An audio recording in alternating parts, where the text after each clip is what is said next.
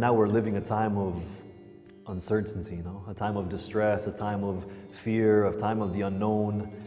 But I think Advent is a perfect time to reflect on this. And when we think about Advent, and on this second Sunday of Advent that is tomorrow, we're going to hear these words from Isaiah saying, "Comfort, bring comfort to my people." But how exactly do we find comfort amidst all of this craziness, of all the uncertainty, of the unknown, of everything that is going on in our house here in Jerusalem? Obviously, we're celebrating Advent. Yeah, we're beginning the Advent season, but we're beginning it with the Novena to the Immaculate Conception.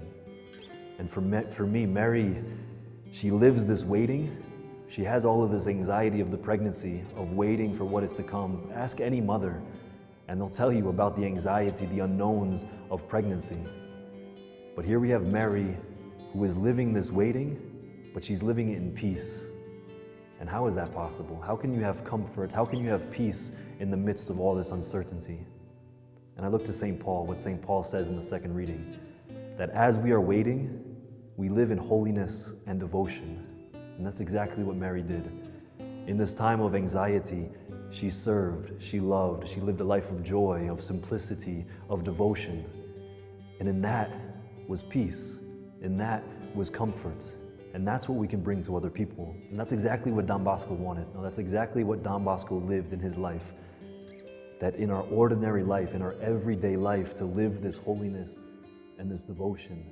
And in the gospel, we see that St. John the Baptist is saying that there's one to come who is mightier than he, who will baptize with the Holy Spirit. And this is the life of the Spirit, this ordinary, simple life, but lived with devotion, lived with love, lived in service.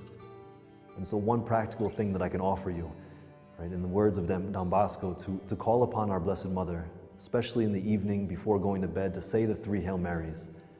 And before every Hail Mary to say, "Dear Mother Mary, ever Virgin, help me to save my soul." And it's so important, these small acts, these small things that we can do to live this life of holiness and devotion, to be at peace, to find comfort in the midst of all the uncertainty, amidst all of the chaos, amidst everything that is going on right now.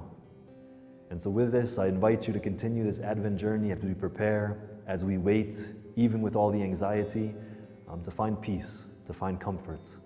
And with that, I say many blessings from Jerusalem, and we'll see you soon.